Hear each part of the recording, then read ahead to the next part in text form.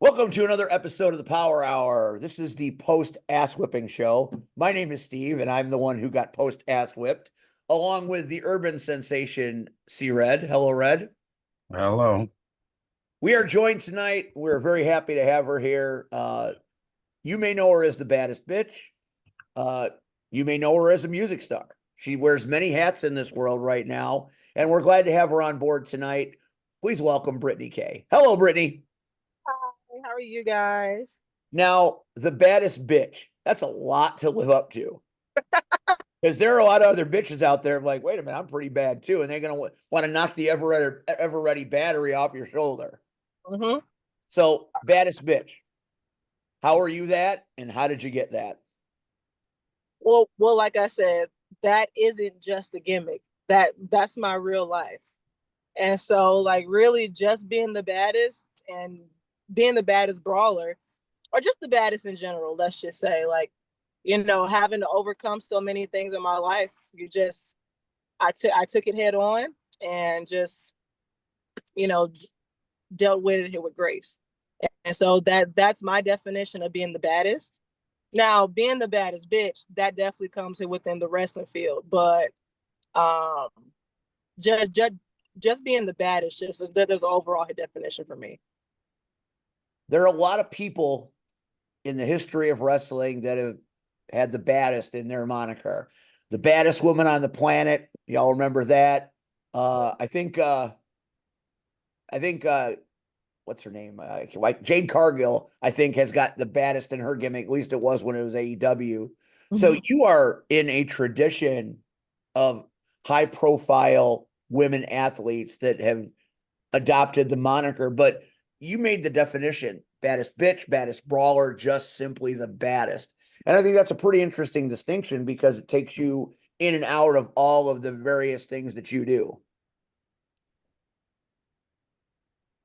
Oh, what I was the mean, do question? you agree? I just might be. See, I'm still suffering a bit of a concussion from Saturday, so I'm gonna lean on Red a little bit here because, like I said, I might think I'm talking to JR Lindsey at some point. I don't know. Oh, shots. That wasn't even me. That was the concussion. But like I said, it seems like you have a baddest for every faction of your life, whether it be wrestling, music, every compartment that you have, in your life, there's a baddest for it. I mean, that's kind of how it Yeah. is. Oh, definitely, definitely. Like, no matter what I do in life, like, I'm the baddest and I'm the greatest. As you can see, like, all the titles that I have, like, I wouldn't have the titles if I wasn't the baddest. I mean, I wear them with grace and I wear them with confidence. But even in my How many personal belts life, do you have? let's see, I have Wrestle League, MDWA, and then also I'm one half of a tag team with Reign Victoria at 0-1. So currently I have 3 titles. Britany 3 belts is where we should be at there. That's pretty bad unto itself.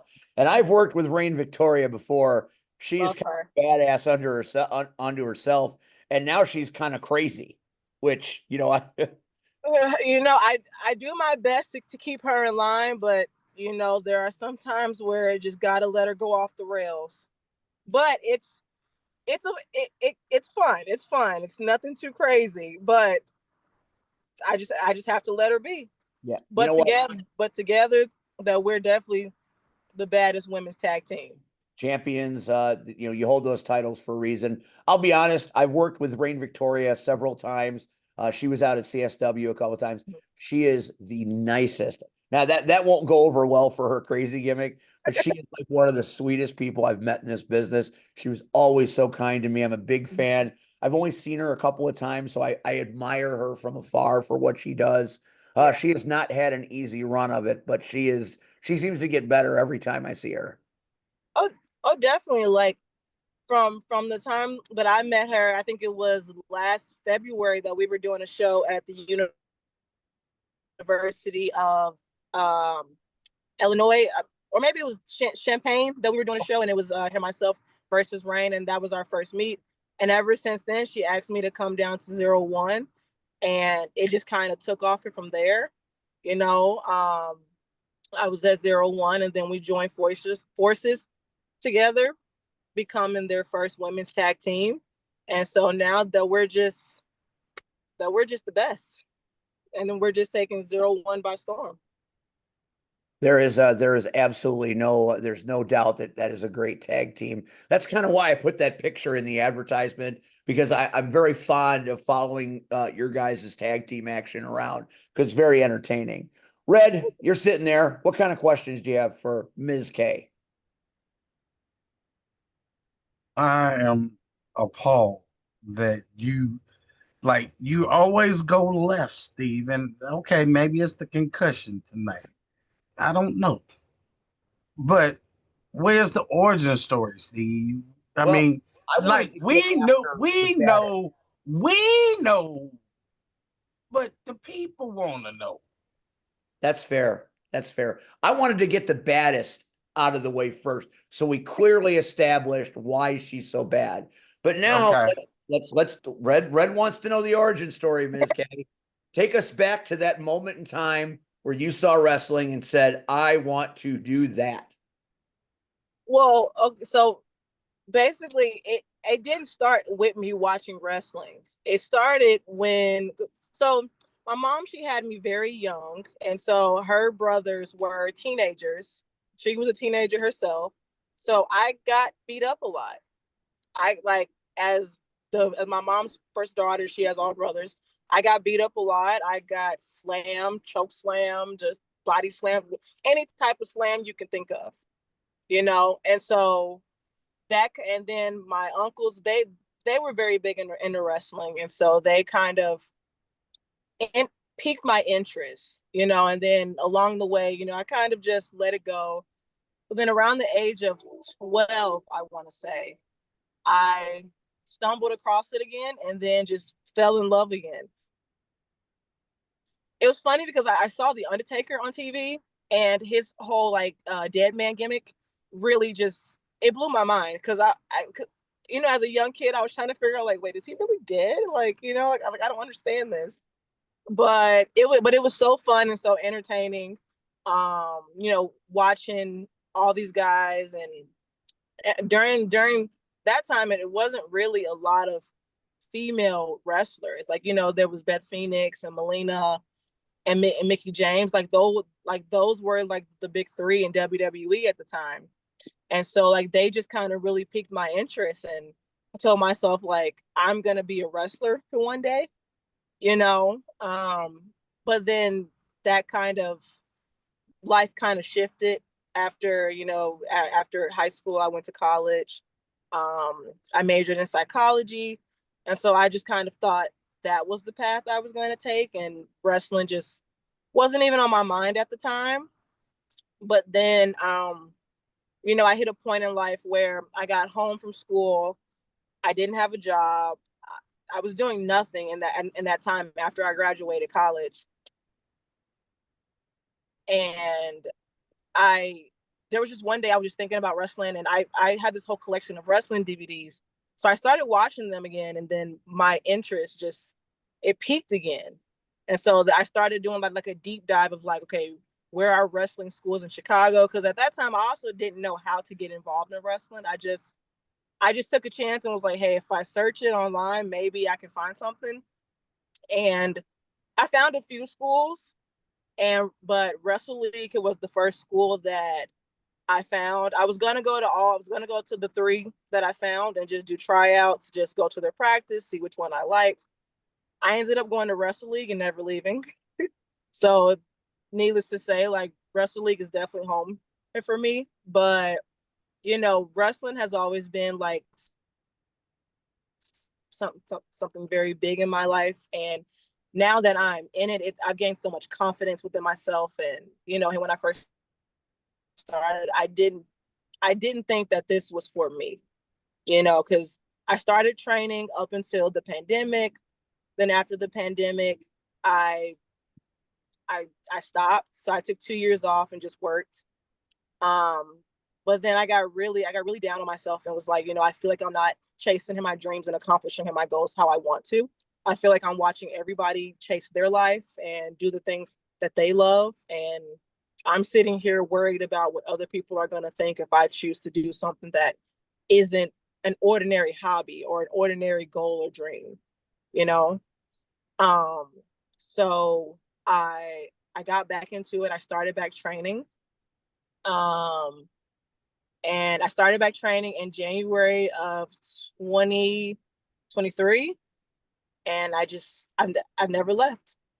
It's just took off from there.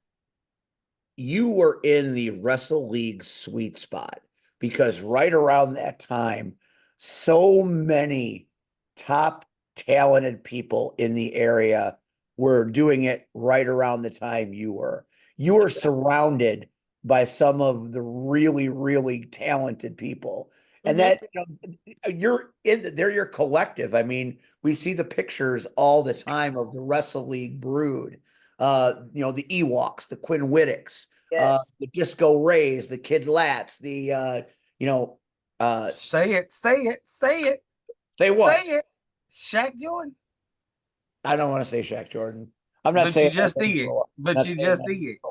But you just said it. I did. That's the last time. But you hit the sweet spot, and you also forgot one person. Not that I truly care, but we didn't. No, we didn't. I didn't forget it. No, we didn't. I do think that we should give him his credit. Because we're going to we'll talk all about the dog situation we'll spend plenty of time talking about that Fruit Loop. No doubt about that. Fair enough. But you came from Wrestle League, and all the places I go, Wrestle League is well respected. And any place that Shogun Chris Logan puts his name and his reputation on, it's going to be good. Do you give Shogun a lot of credit for your development? I know he's very hands-on there.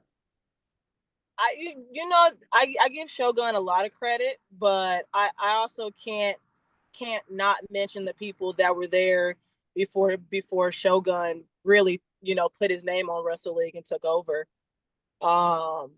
There's so many people that has helped develop me into Britany K, the baddest brawler. Like, even though Shogun is the one who helped me develop in my skill, taught me how to be the best version of myself, taught me to go out there and do everything with confidence. If you make a mistake, it's okay. Don't get down on yourself. He really taught me a lot about having the confidence and just being brave and doing all this with grace. But I'd be crazy not to mention Louis the Wrench. He I got a lot of bad blood, Louis and I. If I wasn't done in the ring, that was coming. He was there in the beginning. Quinn Whittock, he was there. Like, they were all there. Like in my early days in 2019, and when I first walked into Wrestle League stores. And then but Shogun, I think he probably has the biggest impact because I walked back into Wrestle League and he was taking over full time, and he is the one who really helped shape who I am now. Like Louis and Quinn, like they all helped develop younger me and really helped me understand wrestling. But Shogun, he just really developed who Britany K is, and I love the relationship that we have. It's a fantastic place to be. I've worked many a Wrestle League show. It's unique unto itself, whether it be, up in Lincoln Park or wherever it may be. It's a great thing to watch. And right now is a women's wrestling boom going on at Wrestling because you've got some really talented ladies that you're working with. Mexican Barbie Lulu. You've got Maya Carras, Muscle Mommy. So there's a lot of top-notch female talent rocking at Wrestle League. You got us here right now, but don't worry. Like we got some new females that's about to hit the scene. So be on the lookout. So it's like But right now, like, yes, myself, Lulu, Maya, at times I can't really stand Lulu, but wait, I will give her credit, and she has helped shape this women's division at Wrestle League. And Maya, since she's come onto the division, she's helped shape it as well. Even though they can be a thorn in my backside at times, especially now that I have this title, I can really expect to see a lot more of them. But, what can I say? Like, as the women, that we're always going to go out there and put on the best show possible. And we're going to definitely do it better than most of the guys. I always feel like a strong women's division makes a good promotion great. I've said that about CSW many times. Frontline is developing their Liberty division, and they've got some strong women up there. And Wrestle League, I adore Lulu. She's fantastic. Muscle Mommy just saved my life. I might have been dead. They were going for a second concerto. I mean, I still got this. That's concerto damage, right? I have never walked away with a facial injury before.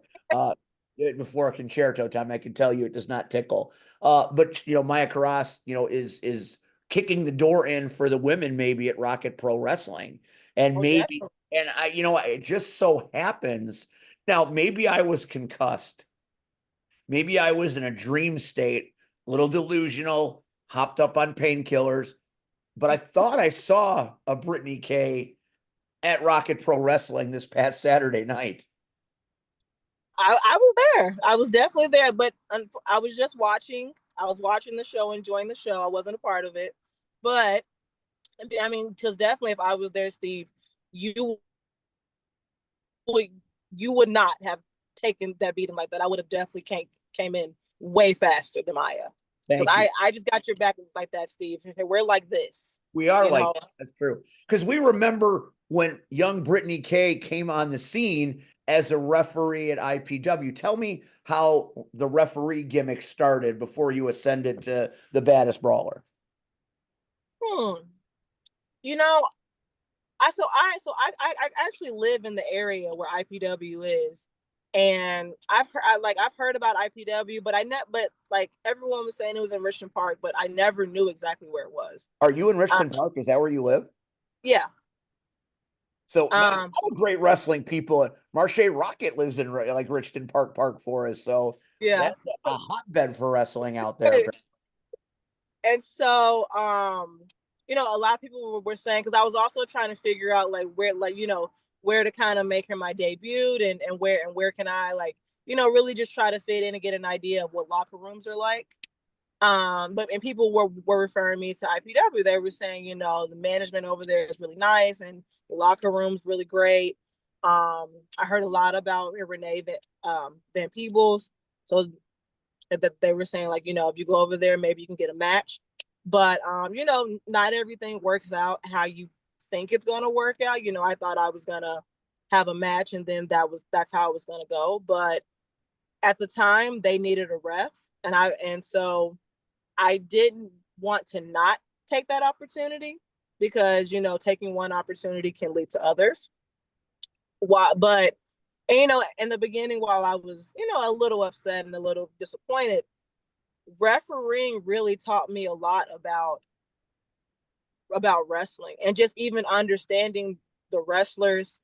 And now that I'm wrestling here myself, just knowing placement, and just knowing how to control myself in the ring, And so I will say, starting out as a referee really taught me more than someone talking to me could, or just someone telling me about being in the ring could, if that makes sense. It does. Just being in there and seeing it for myself, and just learning the different things about the ring and how things work.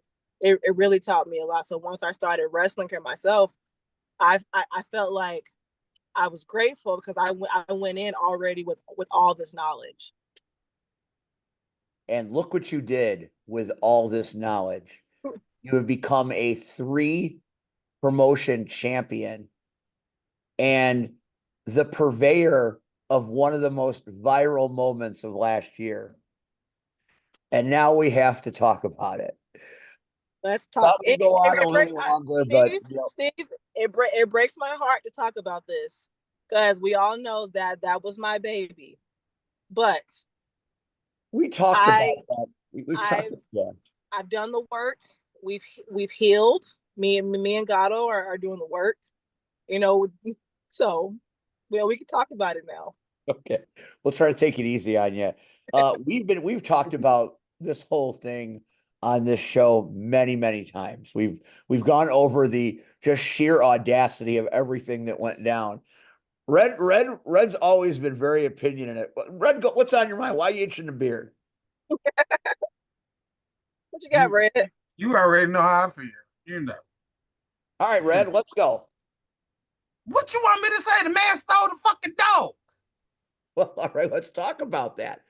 Come on, Red, you got to help me out today. I'm hanging on by a thread here. I mean, what is there to?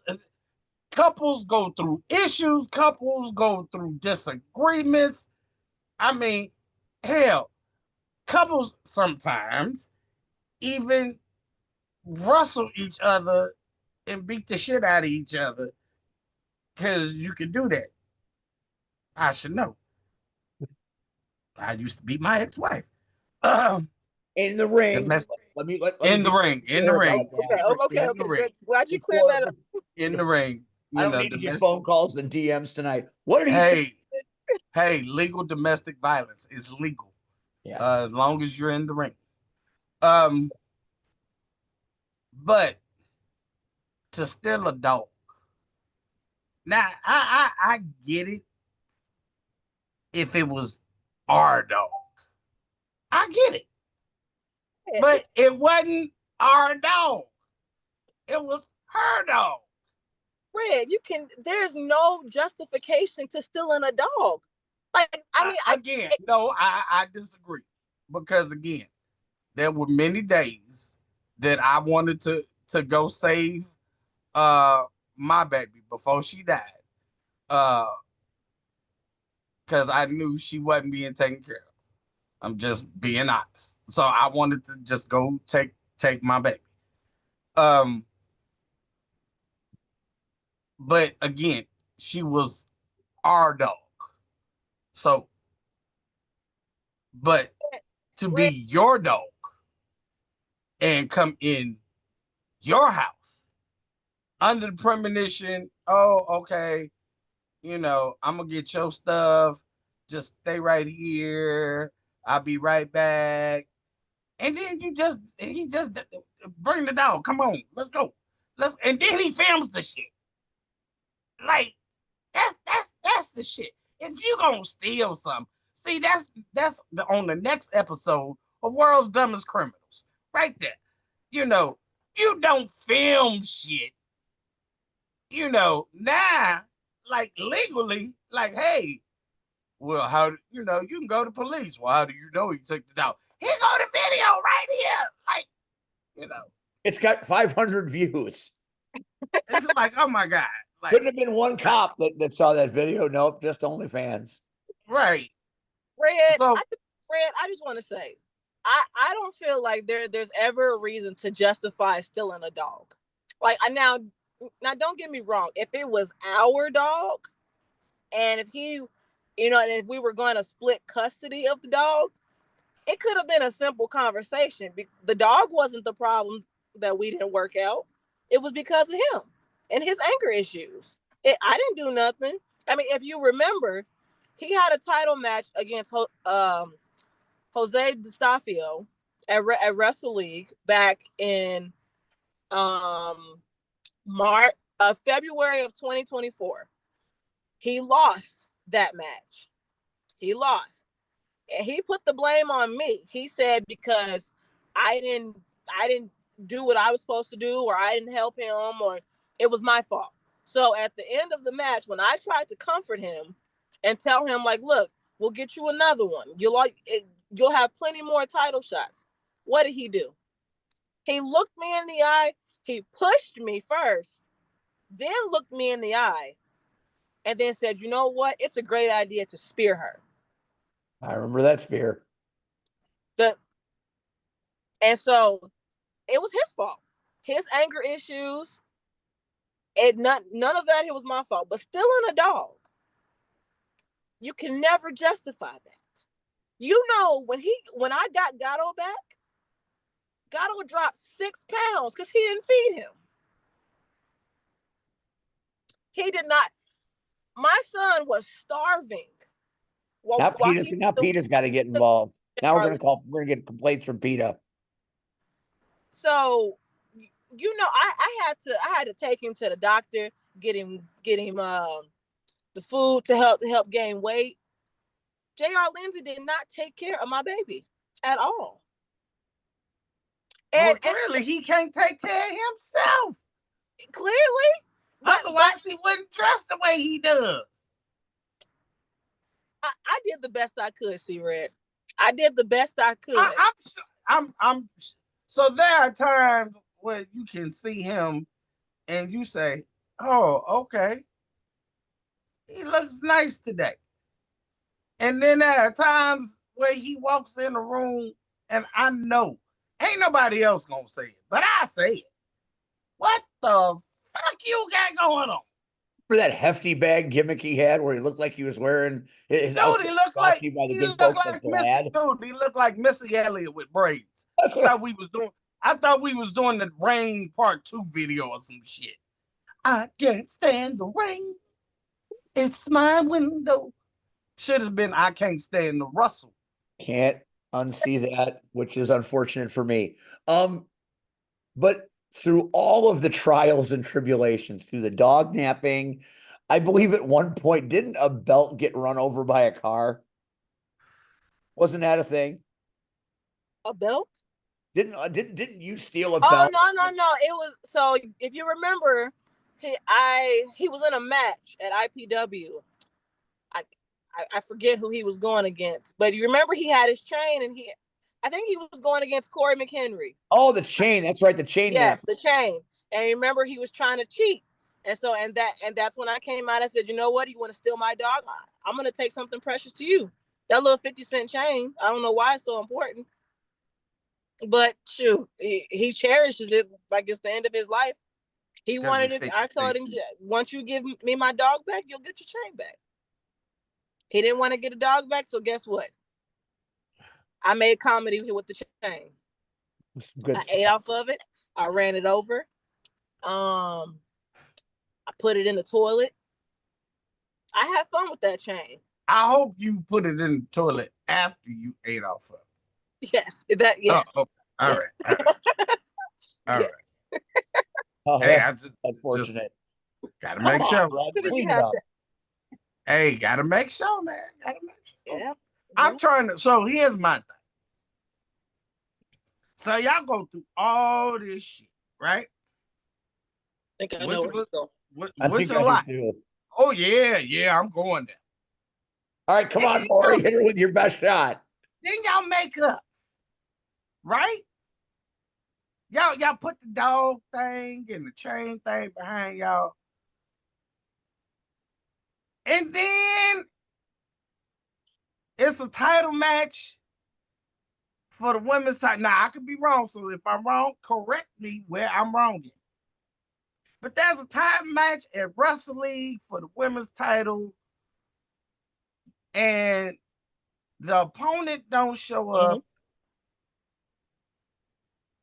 and his ass wobbles the fuck to the ring to challenge for the women's title. Operative word being wobble. And you know, I heard that he came out to my music that night. I heard that he didn't come out to his music, that everyone thought it was me, but like you said, he wobbled through that curtain. So how does this make you feel that he stole your music, wobbles to the ring, and then walks away under shenanigans? As always. And walks away with the Wrestle League women's title. Red, everybody was disgusted. Like, we've all seen JR Lindsey's career. We've all seen the things that the Unfortunately, lengths we've we've we've all seen the lengths that JR Lindsey is willing to go. I mean, Steve, you know him. You faced him a few times. I But fought JR Lindsey, yeah, so I know exactly what he is. so we all, I mean, and there's no way that we could have ever predicted him stealing a dog. That's true. Let alone, there's no way that anyone could have ever predicted that JR Lindsey would say, hey, you know what? I'm thinking it's okay to go beat up women. So what I'm gonna do is, and I'm pretty sure he sat in his room in his Jimmy Neutron drawers and thought about this. He said, at the next show, I'm gonna beat up Maya Karaj, take her out, and then I'm gonna fight what? How much do you think Lulu weighs? 130 pounds, 150, Wet. around there. And JR Lindsey, he's a big boy, so he's about 300 pounds. He gets in his great mind that he's gonna go beat up about 130, 50-pound female, and then tries to tell the world, like, yeah, I deserve this. I remember that. Does he think? What does he think? well, that's what I'm trying to get to. See, I'm gonna bring this all around. Here we Because go. you said you went Brett, to school. I can't even tell you. But you gotta tell me because you went to school for this shit. That's right, you're a psychologist. I mean, you should have seen some of these tendencies. So at some point, when he's sitting there in his Jimmy Neutron drawers, thank you for that visual. I'm still trying to get over the Missy Elliott wear. Yeah, I'm sure you had to sit there and analyze his ass. okay, Like, look, Red, I really wish that I could say I saw this coming, but I wasn't even there that night. no, I'm not saying, but at some point, especially when he started walking around talking about I'm Queen JR, like at some point, didn't you like now remember this still your boo? Not at this time. Well, I mean, because he told you to go to hell and he didn't give two shits about you. We saw the promo. But like, is there medication for this shit? I mean, what drugs? Is he on drugs? Unfortunately, he is not on medication. He is doing shit. all this of his own free will. So he just batshit crazy. There has to be a medication. Is that your professional medication for everything? There's got to be one that we can put it. Batshit crazy, because it's so like, that's your professional opinion. You know, okay. if that could be a diagnosis, batshit crazy, I would definitely diagnose him with it. All right. Okay. I would definitely give that diagnosis. But to answer your question, Red, because I spent many days, many nights with JR Lindsey, because though we were in a very good relationship. When I first met him, I don't know if you guys know, but he came to Wrestle League a few months before me. And he came in 2018, I came in 2019, and we've been friends ever since, but things hit it off, and he was a good guy in the beginning, but there's just no way that I could have expected that switch to flip as quick as it did, where I think I'm being a supportive girlfriend and I'm helping him, then he just says F you and spears me in front of, I want to say, about 200 people, and then walks away and says he doesn't need me.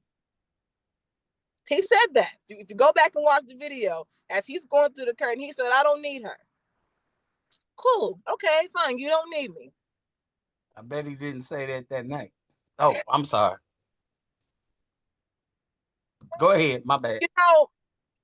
I try not to blame myself for my dog being taken, because I did give him the clearance to come to my house, because after I threw a lot of his stuff out, I still had a few of his things, but I just had him come get it. But now I know that was a mistake, because I should have been watching him. And he claims he was recording in case I was gonna try to do something or hit him or so he could have it on video. Even though I think he came there here with the plan to take my dog all along. I just think he tried to make me seem like I was the bad guy. But I spent a lot of days, a lot of nights with JR Lindsey.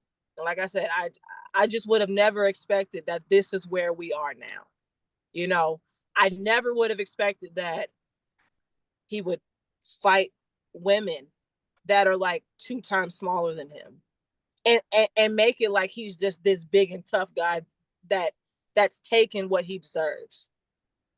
Because actually, so is he having an identity crisis? I mean, you Thinks know, he's the GOAT. I'm all down for the LGBT community. I'm fine with that. But he don't know if he want to be king or queen or clearly he not playing with a full deck.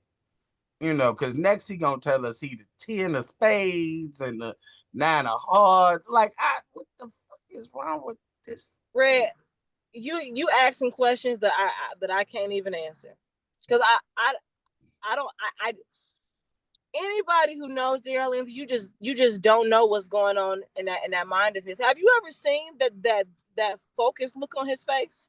Yes, I have. Yeah, because he tried to come looks on like that shit. he looks like he's about to shoot up the locker room. If you ever really pay attention, so it's like you never know what's going through that mind of his. And it's a big mind. It's a very, very big mind. Cabbage Patch, I hear. You know, everyone. Oh yeah, we say that shit all the time on this show. Because again, if nobody has ever seen JR Lindsey, just go look at an old school Cabbage Patch doll. Are you talking about the Russell Shuffle? Oh, that bullshit. Don't even bring that shit up. That's some old school shit right there, boy. Yeah. I want to know about the moment you got the title back, because that was a pretty hyped up scenario. Mm-hmm. Take us back to that night and that match. You know, for me, that moment just came full circle, especially with Wrestle League being my home, and where I started in this business. You know, and when I started at Wrestle League, I don't think a lot of people know, but I was the only female in a full class of guys. So I was the only female training with guys. And then even when I came back for a little bit, I was still the only female. But then, you know, once we left our last school and then we moved to Berwyn, we started to gain more females.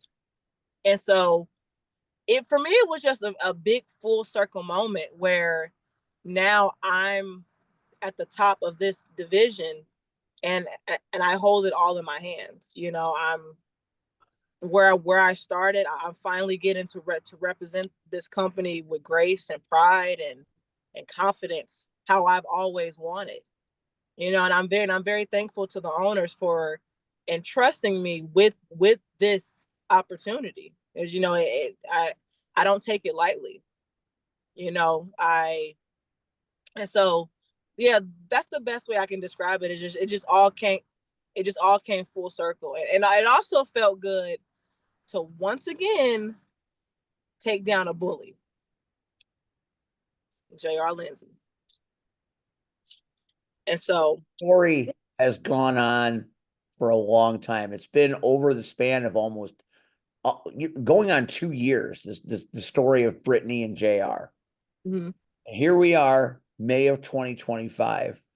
Where does the relationship, where does the attitude of Britany and JR sit right now? Steve, I don't know if we can say this on here, but fuck JR Lindsey. You can say it. Okay, well, I said. I must have been more concussed Saturday than I thought, because I could have sworn you were sitting with JR Lindsey. I must have been loopy off my ass because I was having visions, apparently. You were. Okay, all I know. Okay. All I know. Okay, I saw some Care Bears too. Listen. I understand. We wrestle in the same area. So we're going to see each other. We're going to see each other. And I'm trying, you know, as hard as it is, it's not easy being the bigger person. You know, he still got some things he's working on, but he homeless, Steve. You didn't know? Is he homeless? I didn't know that. Man, you ain't for somebody that's supposed to be so great. Why would you record again? These young folks in these damn videos. Why would you record yourself being homeless and call it? He called somebody. I forget who he called. He homeless. Disco. And he called called Disco Ray. Right. Oh yeah. Now you trying, you know, you got some space for me, man. Like, how fucked up is that? And I feel so sorry for Disco because, like I said, I spent many days with him, and I know how terrible of a person he is to live with. He's messy. He's sloppy. He doesn't take into consideration privacy. He just does whatever. Like, don't get me wrong. Like I said, we're gonna have to see each other because we do wrestle at the same promotions. But as relationship wise, I don't. You know, it's over. Can you ever go home? Can you guys ever work it out? Macho Man, Randy Savage, and Liz style. Can it ever come back home again? Steve, I let it come back together. We did the couples counseling. I thought he was gonna be better after that. I thought that we do couples counseling, we get it all out there, you know, and we just be brutally honest and just really try to fix the deep rooted issue. But what I'm starting to think is that JR Lindsey, he's just a jealous hater. Like there's no satisfying him. You can't satisfy someone who is a hater and someone who's jealous. You know, so he was hanging on to a lot of grudges from Wrestle League because he felt they cheated him out of a lot of stuff, and he got robbed of his big moment. You know, I understand being robbed of a moment, but how was that my fault? I wasn't even wrestling in the company at that time. You know, like I get a moment being taken away and disappoints you, but why do you have to make that everyone else's problem? Why do you have to go beat up on females because you lack somewhere? That's not our fault. We're doing our job. I mean, he could have simply just talked to Wrestle League management, figured out something, you know, get back in the title picture. But no, he decides that he's just gonna bully his way into the women's division and just say, you know what, I don't care what anybody thinks. This is my title. I deserve it, and all of you can shut the hell up. See, Steve, let me break this down so you could even understand. Even with a concussion, he's a fucking idiot. Look at this woman. She is gorgeous. Do you agree or disagree? I mean, she's the baddest brawler. I mean, agree or disagree? Yes or no? Hey, you know what? Like I said, we let it speak for itself. God, he just can't say yes.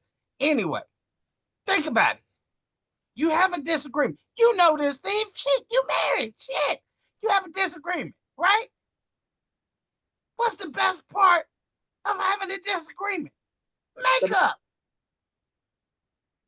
But instead, he went the other route. I usually just get sent to my room. At some time, but at some point you make up. This idiot just goes left.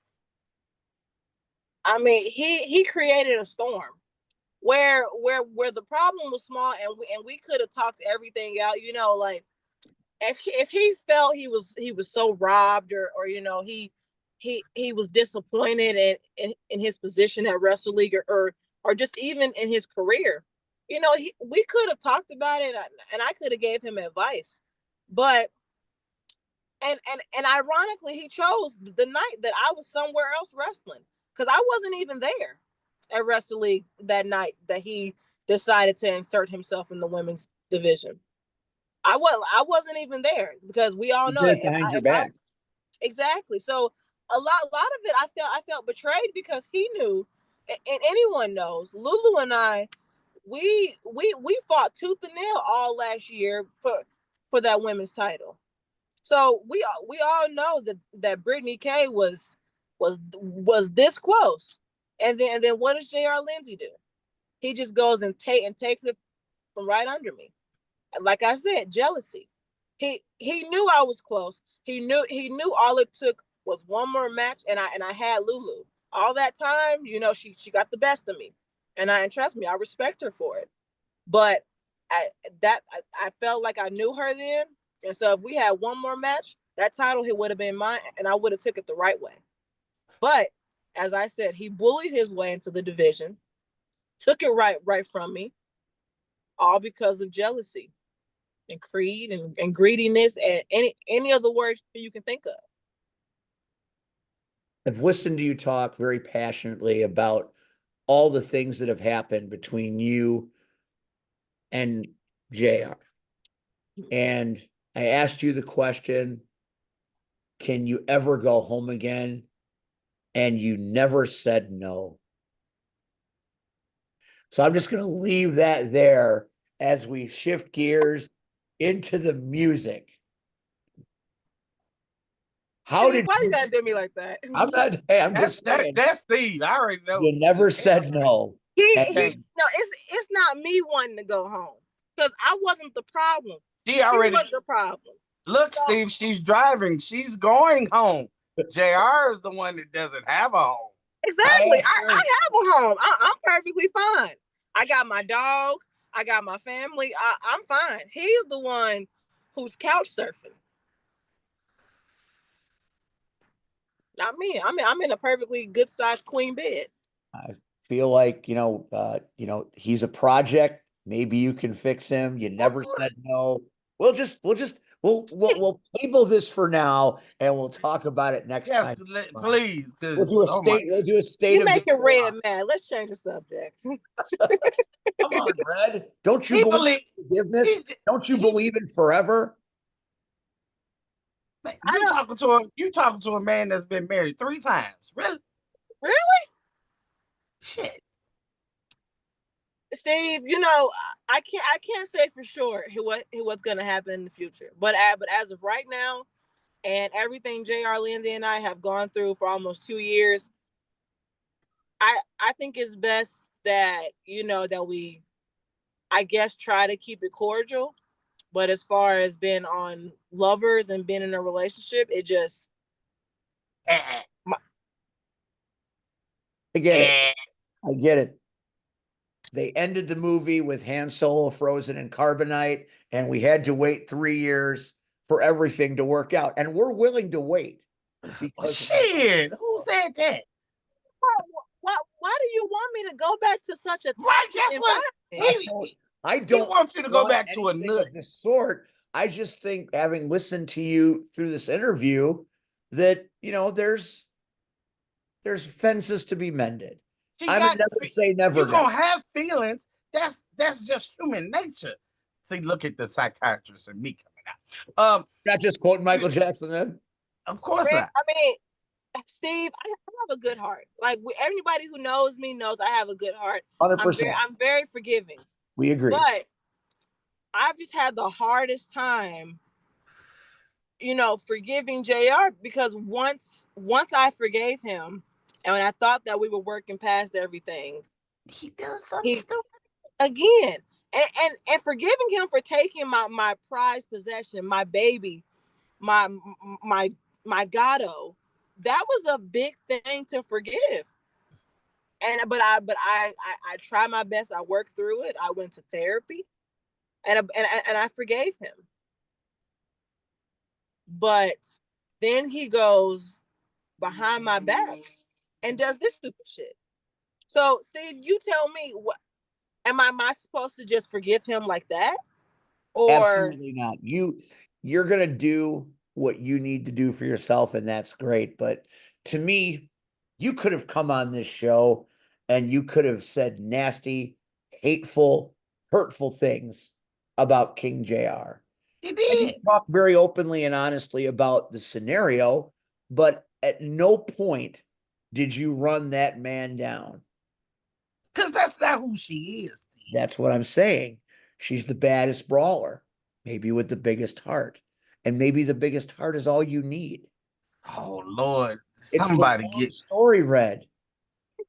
this Get, man been watching Hallmark too much today. hey, Clearly, oh my let air God. supply in. Make that love out that's of not all. nothing at all. That's So not. Brittany, Yeah. tell me about the music, please. Oh my God, I'm tired of this love shit. Oh my God.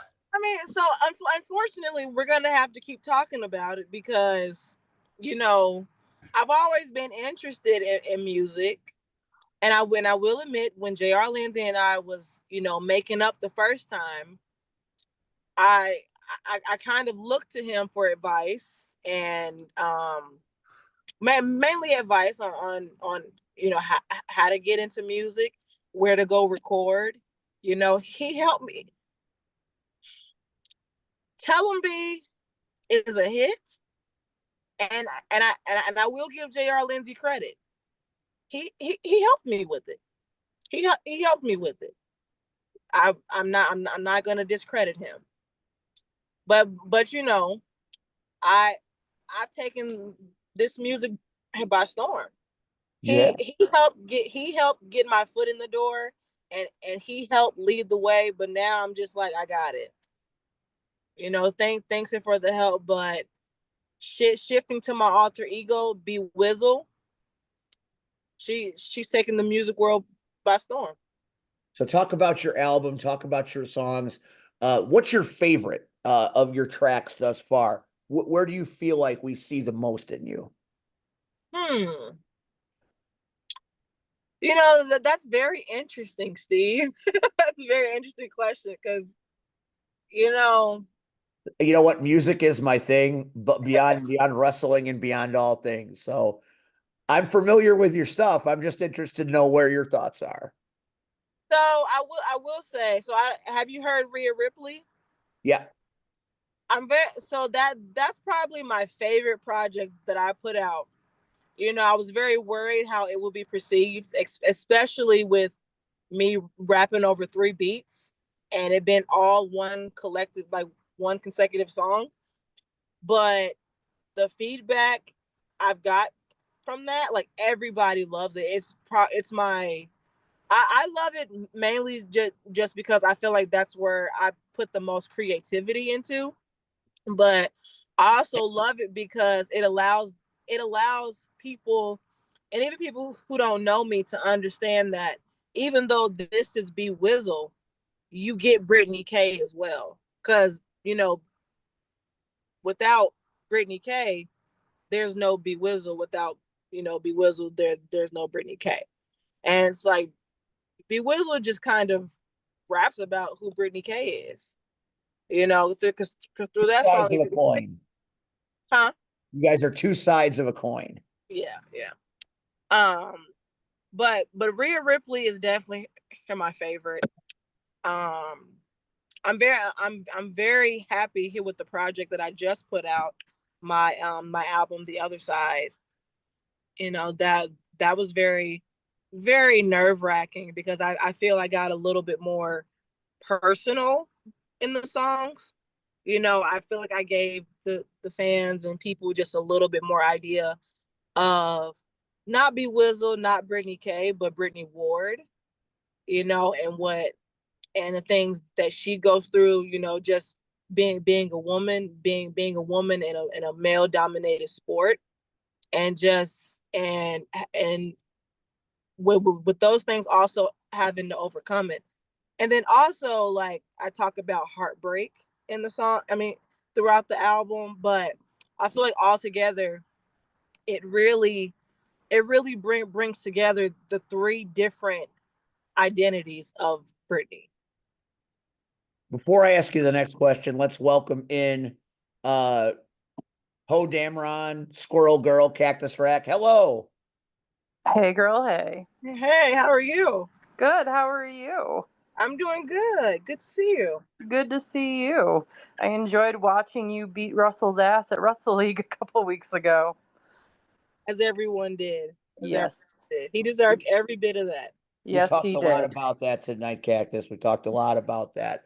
Going back to B-Wizzle and the music, is there a song or a collective of songs that we can hear you talk about JR and some of your experiences that you had? Because we hear, about the feud music. I mean, we know about all the feuds in music and all the songs where, they're trading barbs back and forth, insults back and forth. Do you have any music that you did that JR is in, and not maybe in the nicest of ways? I don't want to say a diss track because that, I don't think B-Wizzle does that kind of shit. But I mean, if there is a diss track, I'd like to hear it. Unfortunately, there is no JR Lindsey diss track. But hey, if someone tries to come for me, I'd hate to see how I do them on a track. So just anybody who's out there thinking like, yeah, I want to have a back and forth with B-Wizzle, I welcome it. It's just I don't recommend. I know Beyonce is a big fan of this show, so maybe she'll come at you. If Beyonce comes, I might just submit because I love the Queen Bee. But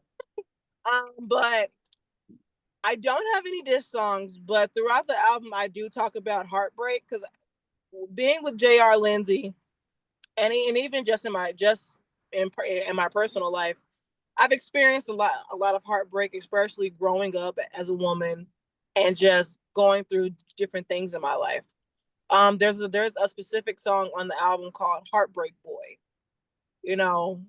I love the song. I love what the song represents. But if you listen, you'll really understand the pain that I was in. One, having to record the song, but then also realizing that a guy that I really cared about broke my heart. He broke my heart, and I didn't expect it. I didn't see it coming. It was like a punch to the face, and he had nails on his hands. He had nails taped to him. I wasn't expecting it. It hurt. That's deep. That's deep stuff right there. Where can the kids find your music? So I'm all over. I'm on every streaming platform. So Apple Music, Spotify, YouTube Music, Amazon Music. Honestly, anywhere they're streaming music here, you can find B-Wizzle music, and it's B-Wizzle, Waizle. Amazing. Red, after all we've heard tonight, I think it's only fair that you give her the flowers. Tell them, B. Tell them, B. And look, that's Hey, that's my favorite track. I'm sorry. She said she gonna get a Porsche and get her mama one. Look, my mother, she does not let me live that down. She goes, look, when you make it big, whether it's music, wrestling, I'm expecting my Porsche. She never lets me forget that. Hey, so what is that to say? I have known Britany. So I heard about Britany through Wrestle League because I have a bunch of friends there. When she started, so there was this little buzz, and then of course, like she said, the pandemic hit, that shut all shit down. Nobody was nowhere. So as Steve stated, the first time we met was at IPW. And I was, okay. she gonna be a referee. Like, okay, I mean, because my thing is, hey, I know people's paths change and the trajectory of your career. So it was like, oh, okay. And she was a great ref. I was like, oh, okay. Um, then to watch her wrestle. I'm sorry, my favorite matches of all time are her versus Renee. Uh, because they beat the shit out of each other. I'm just sorry. I just like to see them beat the shit out of each other. Especially when C Red took his sabbatical, and they knocked all my shit off the damn table. I was mad as hell. Like, why you gonna knock my shit off? Like, go knock Disco Ray's disco balls off. Shit, not my shit. That C Red things got a little heated that show. Hey, I ain't mad. I love that Britany even brings that energy when she performs at my pop events. To see her and see my students, they don't know, they should not like her. They just instantly draw to her, so they love her. And then it's like, oh, this is gonna be jacked up. You can't cheer for both of them. Better figure it out, kid. But she is a true sweetheart. Her ability in the ring, every time you see her, like, you think, oh, okay, I know what she's about. Then you see her again, and she done upped her game, and she's added some more moves into her arsenal. And then it's like, oh shit, she pulled that shit out. Oh, okay, all right, Miss B, I see you. Okay, um, like, she has taken this so seriously. And of course, I think that's only fitting by her being Britany three belts at this time. Um, that proves she is putting in the work. I am proud of her. And then simultaneously to drop an album all while this is going on, you know, and you can hear it in her music, the same passion she has for wrestling. You can hear it in her music. Hell, you can hear her even sometimes reference wrestling in her music. You know, she again, I like I said, telling me is my shit. So when she say bitches be looking at flies and then they show up, I'm like, damn, okay, they want to see what B-Wizzle is about, and then they don't want no smoke. Um, I am proud of the woman you have, despite everything. Ugh, and I mean everything. You are the epitome of what a strong woman is. You have some people, not just women, because men do that shit too. They can't. Something happens in their life, and they can't pull themselves back up, and they find themselves drowned. And you have done the opposite. Not only have you rose to the occasion, but you have triumphed over countless and endless bullshit. Um, and again, to watch you in the ring now was something special. Um, I pray to God we can hold on to you a little while longer before somebody comes knocking at your door and tells you they either want you in Orlando or Florida or I don't know what TNA works out of anymore. I think it's Tennessee. Um, So, either way it go, whether it is music or whether it's wrestling, I believe in Brittany K.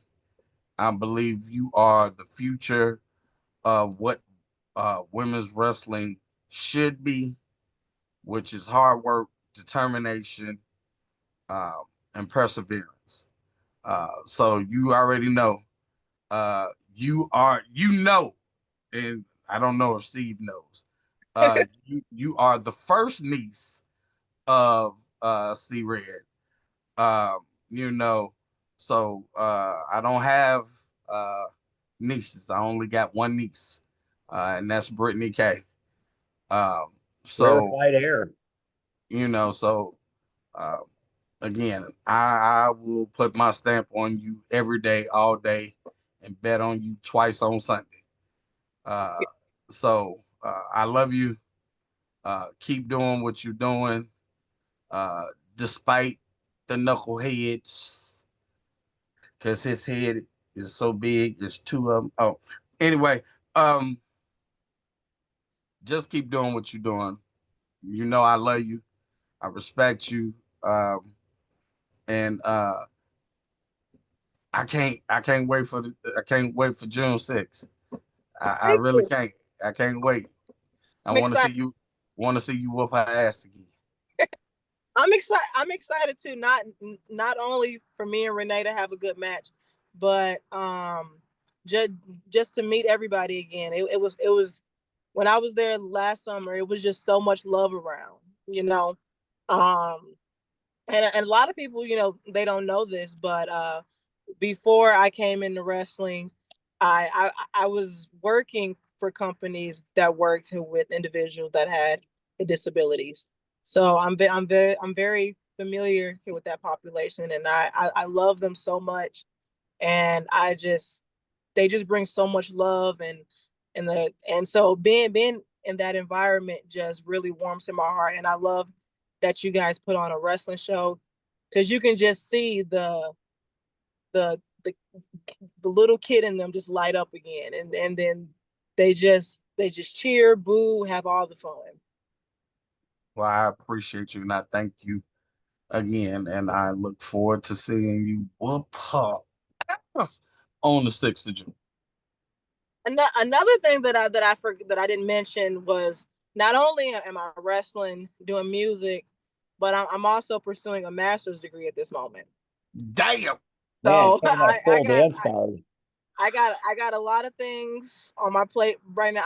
I'm approaching in my last few semesters, but all this time, all of last year, all the traveling, everything, the music. I was also in the classroom Monday through Friday, then wrestling on weekends, just grinding it out all year long.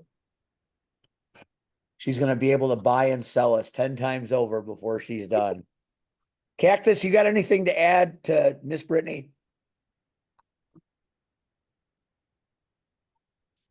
You know me and my mute button. I can never find it. I don't think there's anything I can say that Red hasn't already said. But I can say that I have been a Britany K fan from the first time I saw Britany K. And the first time I saw Britany K was actually at a Wrestle League practice that I had tagged along to a few years ago. And like the first time I saw you in the ring, I knew you were fucking special. And like every time I have seen you out there, it's been like you have been doing this for years. You are so fucking good. Like I tell every time I bring my friends, every time I bring my teammates, I'm like, you have to. Britany, we're cheering for Britany. Like nobody else matters. I think only one time was I like, okay, we're gonna cheer for Britany and Lulu. But it's like always, it's Britany. It's fucking Britany, bitch. Like I love watching you. I love seeing you, and I really hope someone picks you up soon. Thank you, thank you, thank Yeah, you. of course. Brittany, we appreciate you taking time to be with us tonight to hang out and talk about all the things that make you special, your resilience, your class, and the fact that you care about everybody you work with makes you a special athlete. And we're grateful for your time. Thank you. I loved every minute of this. I hope I can do that. We can do this again. Oh, we're gonna have you back again because we need. I'm gonna be right in the end about all of this. So I just want No, I want to be right and Red be wrong, so I can ride off into the sunset with that. no. Got to figure out a way to not make you right, Steve. Because Jay, like I said, JR Lindsey and I we'll keep it cordial, but the love, I don't know if that's gonna come back so quickly. Wedding bells are ringing in the future. Oh my God, Steve, stop it. Stop. Stop. Britany, thanks for stopping by tonight. We will catch you down the road. Where can the kids see you perform? Where are you wrestling coming up? So this weekend actually is a 0-1 show that will be in Decatur, Illinois. It's their War Games show. Rain and I that will be defending our tag matches against the Young Bloods. I want to say it's Aaron Roberts and can't think of his tag team partner's name. I'm sorry. But yeah, that will be in Decatur, Illinois, defending our tag belts. The following weekend, May 17th, I'll be making my debut for a new company called Pro Wrestling Now, and they're doing a veterans memorial show, and there I'll be facing Ashland Alexander, sorry. And then that following Sunday, I'll be in Michigan at MDWA defending my women's title there. So I got a lot going on in May. I'll be at D6 May 24th. And there I'll also be facing Ashland Alexander because she's the current and women's champion there. And then we're in a three-way with Paris McQueen. So it's a lot of cool things coming up in May for me, and I'm excited. Always busy, always positive, always Britany K. Have a great night, Britany. Thank you so much for your time. Thank you guys. I look forward to seeing you guys again. Thank you. Red, don't beat up Steve too much. I know Steve can be a lot, but just hang in there. I ain't got to do nothing. He still ain't recovered from Saturday. So, Yeah. I mean, shit. All right, guys. It was good talking to you. Have a good night. Enjoy All right. this nice weather too. You too. All right, bye-bye. That is Britany 3 Belts. You can see her many places and check out her music wherever you get music streamed. Yeah, that's pretty awesome.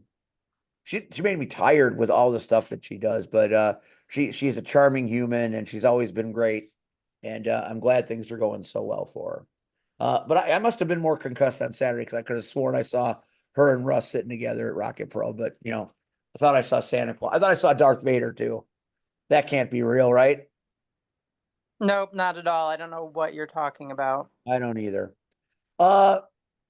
Speaking of Darth Vader, why don't we go over the Rec League bout, the Rebellion versus the Empire, and what might have been, based on everything I was reading on Discord today, the most fun bout that ever happened. It was fun. It was kind of like being in a war, like a Star War. It got very intense. What's up? I was just going to the joke, to the fun. Fair enough. It got pretty intense out there. I think we had them the first half. It was like 53-25 at one point, I think. It was. Yeah, Rebellion to Empire. It closed in the second half, but Chewbacca defeated them in the last jam. Chewbacca scored his points and didn't let them get any points. Chugbacca, yes, Chugbacca. It's hard to differentiate between the two. Indeed. I was amazed by all the great characters. So much fun. Ho Dameron, there you can see her in all of her glory in that photograph. How much fun did you have? I had a lot of fun. I did fuck up my knee pretty good. So Well, I believe you and Darth Quinn got into a bit of a fracas. yes, but it happened before that actually. Oh, did it? Okay. It did. It happened in the first half. There was a jam where um, everybody was going down. I went down twice. I think Darth Quinn herself. Was she Darth Quinn or was she General Grievous? No, she was Darth Quinn. She was Darth Quinn. Okay. She went down 3 times and she never goes down. And it was in the same jam. And I went down twice in that jam. And the first time I landed on both knees just really, really hard. And by the second half, my left knee was swelling up a bit. So I had fun, but I'm paying for it right now. But I did head scissor Darth Quinn. I defeated Darth Quinn in my one and only jammer outing. Luckily, I didn't actually have to try to get through the pack because she attacked me before we even caught up to them. So Yeah, it was a night of many, many surprise attacks. It was very much a Star War. There were so many clever names. What was your favorite name of a character? mine, Yours? Edgar Allan Poe Dameron. Yes, of I mean, that's course. fantastic, but come on, don't be narcissistic. Give me Excuse some. you. That was good. Oh, it's great. Yeah, don't call me narcissistic. Um, what were other people's names? I mean, we had Scum. We had Dark Side uh Leia. what's that? We had the Leia from the dark side. No, Leia, if she was on the dark side, was the full name. The Perlenium Falcon was my favorite. Yes, Perlenium Falcon was pretty good. I'm trying to remember who was there because it was all a blur. And of course, we had Darth Uh, Vader in her glory. yes, we had Darth Vader. We had We had who the was Nandalorian. who? The Nandalorian Yes, the Nandalorian. and the We had child, we had a grumpy Grogu. Grumpy Grogu. Yep.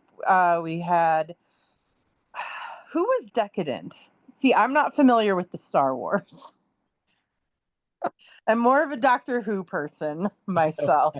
You'd rather hang out in the TARDIS than the Millennium Falcon, huh? Yes, that's a fact. You know what was cool for me? We got to see Invader Zoom in a whole new light, Yes. which I thought was great. I thought she did wonderfully. Yes. I think I enjoyed Obi-Wan ending up in the penalty box with Chewbacca. That was great. Luke Skyblocker had a tough night. Yes. Tough night. But we won. We won. The rebellion defeated the Empire. And that's what Apparently matters, those right? apparently those were the droids you were looking for. They were. We had a C3PO. And Oh my with a goodness. birthday celebration where she got It was C3PO's birthday. all the Ewoks bowed down to her in celebration. To them, yes. So I was our entire ref crew Ewoks. Most of them were, yes. I think they were. I think they were all Ewoks. I referred to them as I referred to Team No Fun as the Galactic Senate. But I Okay. think maybe we should have made them there was some talk about having them be a Star Trek team, which would have been hilarious. Yeah, there was a conversation about that. I don't remember why they didn't do that, but I did like all the Ewoks. They were very cute. I was so concussed that I was talking about Spaceballs the whole night. I bet. I think I did some of my best blocking Sunday night. See, I'm all messed up because not only did I do RPW on Saturday, but then I did the bout on Sunday. And normally I only have one thing I do and it's on a Saturday. And my Sundays are free, so I'm recovered by Monday, and this time I'm not recovered. But I did some of my best blocking, I think. It was Andrew told me my mustache made me look like Pedro Pascal. A little bit. So little bit. I was feeling very hyped up. I really enjoyed looking at myself in the mirror. It's just like, who is that? Like, If we do an Avengers one, you should call yourself Mrs. Fantastic. okay, I will. I was gonna say something and now I can't remember what I was gonna say. Oh, I did some great blocking, but I was overheating really badly because I think we've learned by now that I don't like to wear sleeves when I skate. Every time I wear sleeves, I end up overheating. Like when I was the Lioness of Britany bitch, I was wearing like full sleeves and I was like sweating like a pig. So I have to remember going forward that I cannot have sleeves on my outfits because I will overheat and die. You don't want to do that. I No, also I really enjoyed Megatron as Maz Kanata. I thought that was yes. an inspired costume. Maz Canada. Maz Uh, Kanata, sorry. Canada. That's on Yeah. me. That's on me. A nice little Canadian. Yeah, it did say to ask her for the pronunciation. So if you didn't know, then you didn't know. Because she actually told us as we were coming upstairs. And she showed us that she was wearing a Canadian flag belt buckle. So Overall, and for a Sunday night yeah. place, there were a lot of people came out to see, It was packed. I think there were more than our last Premier League bout. which is great. It just shows Yeah. that the knockouts can pack a wallop no matter what day they're doing it. Yes, we The can. next bout is coming up on May 17th, correct? Yes, it is. It's the Rumblers versus the Haunters. I'm regrettably gonna miss that show. Well, that sucks. Why? My son Matthew is graduating that day, so I will be at Notre Dame. Don't you have another son? I have two sons. Okay, haven't you already been to a graduation? No, not yet. Hmm. I got the graduate. Well, I went to his confirmation last Sunday. That was a different thing. That was part of the Notre Dame experience. He actually graduates law school on the 17th, so I I'll mean, be. congratulations, but come on. Well, it's conflicting, but not really. That's one of those magic moments that we sacrificed a lot to get him there. So I want to see him. I want to see it happen because it's the end of a long road and the beginning of another. And we always want better for our kids, and mercifully, we've gotten it. So we're happy about that. Good. Um, Before we let you tap out, let's shift back to Rocket Pro. Since the Knockouts made their amazing debut, how did you enjoy it? I had a lot of fun. I I did not enjoy how Shaq and Aaron Stone behaved. Um, Not only was I not thrilled with Aaron Stone attacking you because you accidentally speared him, I was even less thrilled with him physically assaulting Shelly and forcing her to watch Shaq hit you with the chair, the concerto. Um, yeah, it was fun to. I see. It was fun to debut, but it was disappointing to see how things turned out. And it's interesting that they turned and ran through the crowd once Maya came out, rather than come up through us to get to the ramp. So first Maya chases them out of the ring, and then they don't even have the balls to come up through us to get to the ramp. Well, let's be honest. The Knockouts were enforcers deluxe. I mean, as I got out of the ring to pursue him, I didn't really need to do all that much because you guys were literally whipping his ass up and down the street. I never even got to hit him, which is unfair. Thought you were going to work your way in for that lariat. I didn't. I didn't get a chance to. I didn't want to knock down the photographers that were in front of me. That's probably a good call. That's a lot of expensive equipment that I can't afford to replace. You know what? One of the coolest parts of it for me was Mm-hmm. the fact that I want to say it was about 10 people that were at Rocket Pro Wrestling Saturday night came to Roller Derby Sunday night to check it Yeah. out. Which I'd like to apologize to Ace and BJ and Haley that I did not come say goodbye. My knee was wrecked. I just needed to go home. I'm very sorry. I I only mean, saw them for a few minutes at halftime. yeah, they were there. I mean, I'm talking about them, but there were others. There were others, which is Oh yeah, I amazing. didn't see him. Who else was there? Just random fans that went to Rocket Pro were in attendance. Oh, As I was very nice.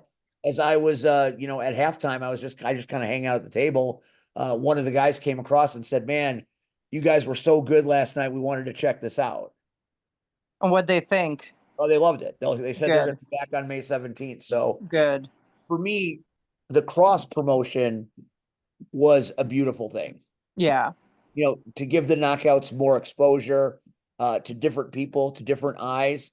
And who knows, maybe some of these eyes will lead to the bank track and things like that. I know the show. yeah. If you know of a big enough building that's affordable, let the knockouts know. And I know the Shelleys are vested in the future of the knockouts too. I was just talking to Michelle this afternoon a little bit about what can be done to find a permanent home. So like I said, two good companies working good together, and it was a magic moment for me. It was nice. It was my first time being involved in a wrestling show since my surgeries uh last year and the year before that, and so it was nice to do it with my team. A lot of people don't know this about me, but I don't actually enjoy performing. So I get really nervous when I'm by myself. Uh, and I think it's pretty obvious when I've managed Andrew that I get very anxious and I have a hard time with it. But being with my team just felt really good and really natural. I felt part of them and not like I was being singled out and focused on. So it was a good way to kind of ease back into the wrestling community a little bit. Um, and to anyone who thinks that I was wearing that Harley handkerchief over my mouth to look tough, I'm actually allergic to the fog and fog machines, and you all should have seen me coughing my lungs up backstage. That's fair. That's totally fair. Being my last match in ring, even though it didn't end, ideally for me, it was still, from the entrance to the wrestling to, just about all of it, the knockouts being there. If you could pick a way to go, that was a pretty cool one. Glad we could be there. I got to paint my face with Knockouts colors. I got my new custom tights with Knockouts logo. So I felt I was repping the team. Unfortunately, I didn't rep them to a win. But like I said, I think everybody that saw the show was a winner that night because of all the Rocket Pro shows I've seen, that may go down as my favorite because it was such a spectacle. And for a show that ran well over 4 hours, nobody left, which is amazing to me because usually fans will get tired and they'll get bored and they'll leave. Not at Rocket Pro Wrestling. Just as many people there for the main event in hour 4 as there were for the pre-show. So kudos to the Rocket Pro family for putting on one hell of a show. Thank you for giving me a chance to participate in that ring. As much as I hate them right now, all credit goes to the talent of Shaq Jordan and Aaron Stone. There are none better wearing boots right now to me. And they whipped my ass like they said they were going to do. So. And I don't know who's going to watch this, but it is a fucking crime. It is a fucking crime that Shaq Jordan is not signed right now. It is a fucking criminal activity that he is not signed. That's all I have to say. I don't disagree with you at all. He certainly Somebody call William Regal. Yeah, called Slick Billy. It was great. I got to do some things I'd never had the chance to do before in the ring. From the moment it happened to the moment it was over, it was bittersweet. I'm very excited. I was very excited to hear the feedback. Everybody was very nice about the match. The only time I'm going to feel bad about it is when I listen to the commentary and have Travis shit all over me. but it's inevitable, so I know it's coming. Don't worry, I'm sure he shit all over the knockouts too. It's fine. Jealousy is a disease, sweetie. Yeah, I suppose. Red, I didn't see most of the rest of the show. And even when I did come out, I was still under a lot of and medical protocol for the main event. Sounded like a great show. What do you know? What do you mean? What do I know? I was sitting there. Well, tell me about it. Take us back. How are pizza and beer not champions, tag team champions? How did that happen?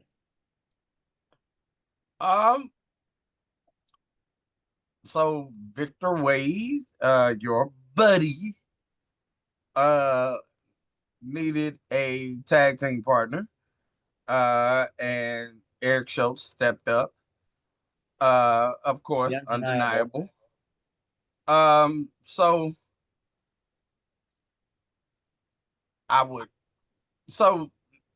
match 1, match 2, and match 3 were all undeniable matches.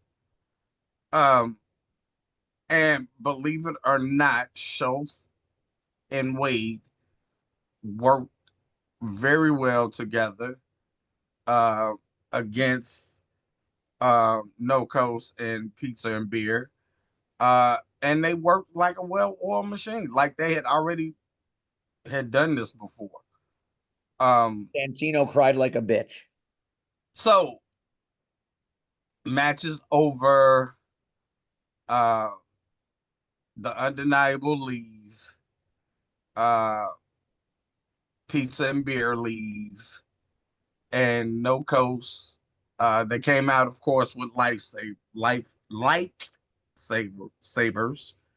and they went and got them, and they stood up and on the ring, and the crowd, yay, welcome back, No Coast. And then Crazer waxed the shit out of Joey Blues. I can't wait to see the commentary on the 17th. On May 17th. Because we gave Santino the shit. Hollywood. Because we had a direct line of view. And the look on his face was I hope somebody took that picture. I hope Missy took that picture, because that picture really expressed the rest of the night, the whole fucking show, everything. Michael once again has an asterisk, in my opinion. He did not. I mean, he's still champion, but so you got to go again. So you're going too far. So match 2 was, if I'm correct, DeSafio versus Kid Lat. Performance spot. No, it was Rossi versus Von Jaeger. That's what we were. And I hate Rossi. That's no secret.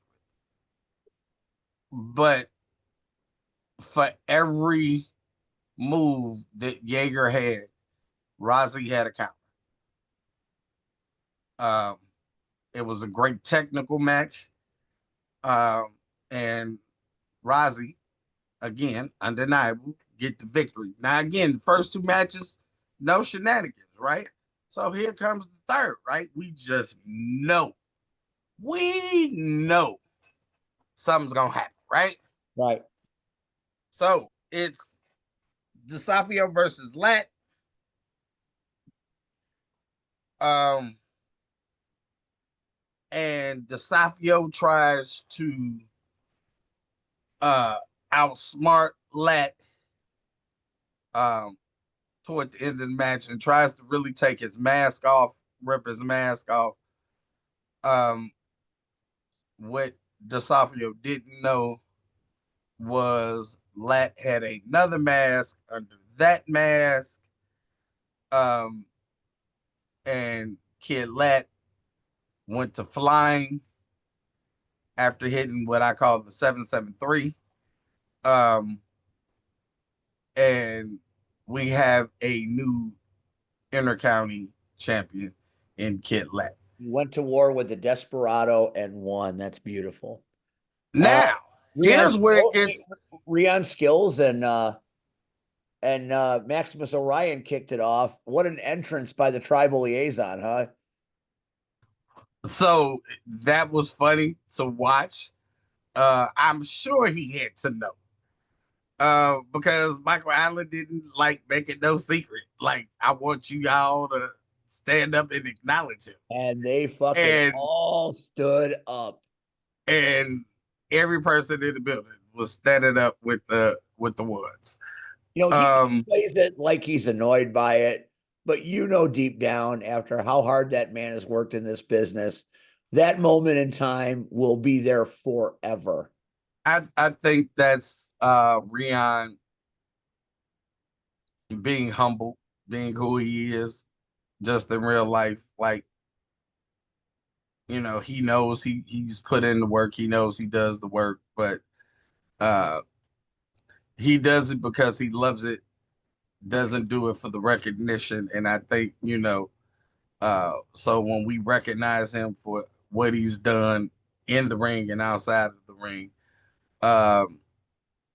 you know, I think, you know, sometimes it can be a little bit overwhelming, you know, sometimes embarrassing. But like you said, deep down, I think he enjoys it. You know, because we all want to feel appreciated, you know, and feel worth something. Now, a very intriguing match was your favorite person, Devin August versus Skylar Reed in a blindfold match. Now, this match started how you would expect. Just two people running around with hoods on, can't see anything, just really trying to find their opponent. And Devin August, of course, cheats. At some point, Skylar is down. You know, he's hurt, but he's not injured, but he's hurt. And the ref checks on him. And I couldn't see it at first. And then I had to look real close. And Devin took his mask and looked up to see where Skylar was. And then he ran and gave him a flying boot to the face. So every chance he got, Devin kind of cheated. But it didn't end how we thought it was going to, did it? No, Skylar reversed it on him. He took a peek under his mask, and he got Devin down and got the 1, 2, 3. And now you think the match is over, right? Match is over with. The Undeniable hit the ring, and they commenced to beat that boy bad. Now, in a shocking twist of turns, we've already seen No Coast break up, but who comes out to save Devin August? Skylar Reed with a chair, chases everybody away. In the most funny moment for me of the night, the crowd just starts chanting, like, out of nowhere, hug it out, hug it out. And they did. And so it was Devin who really hugged Skylar, like he just jumped in his arms. And Skylar was like, oh, we're doing this? You know how Skylar can be, you know, like, so it was like, okay. What else happened? You know, kind of take it from commentary through the Shaq Jordan main event Steve match. What did you see with the knockouts, and what came across to you as you watched it? I wasn't really paying attention to you when Rachel came out. I'm just gonna be honest. Sorry. Um, no. So you came out, and I knew the look, and I got the whole mesh of Star Wars, Star Wars, and the icons thing, and representing the knockouts. Um, so I got you were putting your love of everything into one big ball. Um, so the knockouts did a wonderful job of being, I'm going to say lumberjills. They kept saying lumberjacks, uh, but they did a great job of making sure Shaq, at least on the outside, didn't pull bullshit. Now, of course, none of us foreseen what was going to take place. Uh, so we admit, or at least I admit, you put up one hell of a fight. You weren't, and again, I already knew this wasn't for Shaq. It was he said, it was gonna be a fight. He was getting rid of you and all this other shit. He came out to my original music, for Christ's sake. Oh, we know, because trust me, we were like, like, ain't that Steve? We look up at Shaq. So again, but that's what Shaq does: play mind games, play mind games. The beautiful part, it didn't phase you. It didn't get in your head, at least from my standpoint. Um, so again, I already knew again, and we've had this discussion before on the air, off the air. Um, you know, are you a full-time worker? No. Did we expect you to go in there with arm bars and all kind of technical holds? No. Uh I didn't, at least. Now Blackburn being an asshole, he is this black. Um I knew you were in there just to fight. You had a point to prove. To me, you made that point. Even in defeat, you made that point. That you are a man, and once you cross that line, regardless of age, creed, gender, you don't give a shit. You gonna stand up for what you believe in. So again, like Cactus said earlier, nobody, I don't know if it was the spear because you accidentally speared him.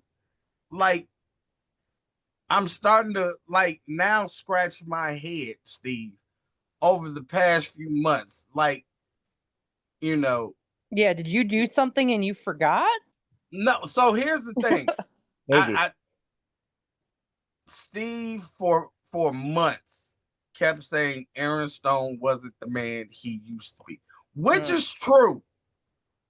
Because for a while, especially since he lost the Rocket Pro Championship, Aaron Stone had been on a downward spiral. Like he couldn't catch a wind if you threw it to him underhanded.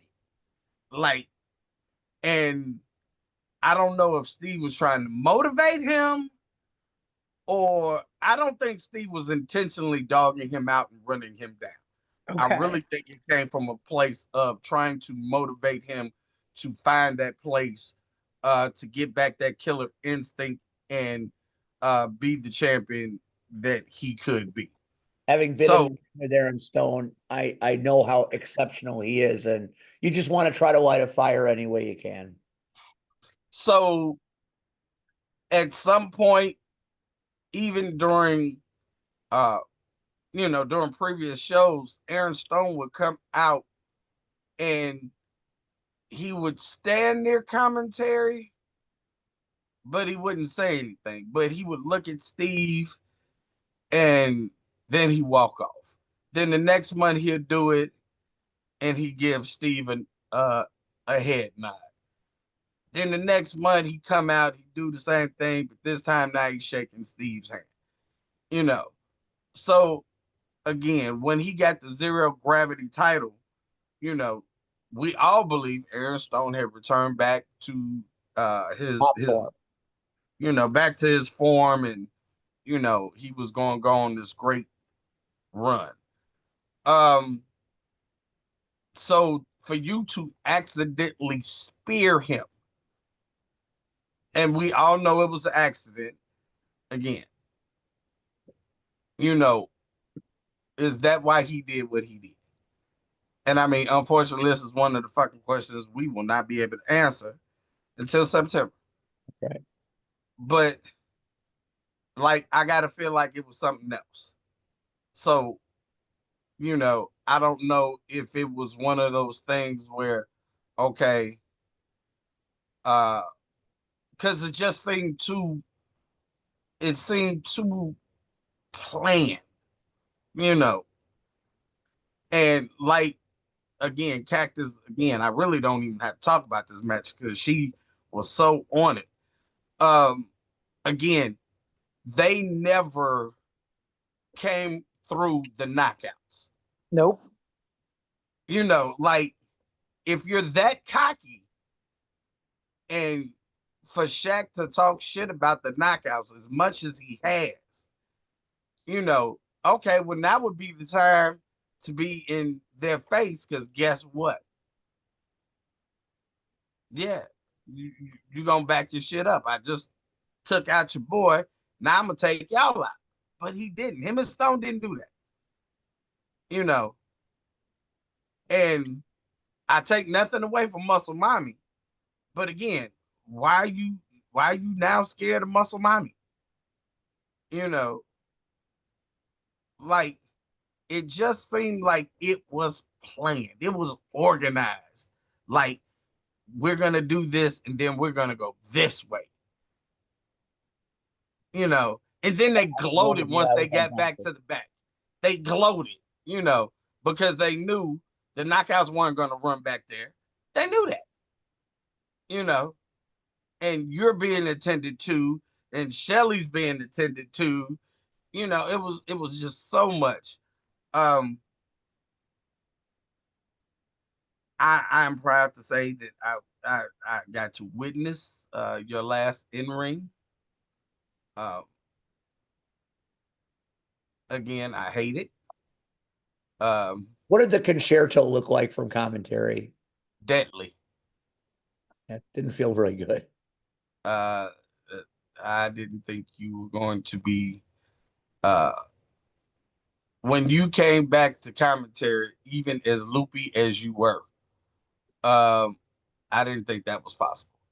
I literally thought they were going to have to carry you out the side of the side door, and like an ambulance needed to be there and take you to the hospital.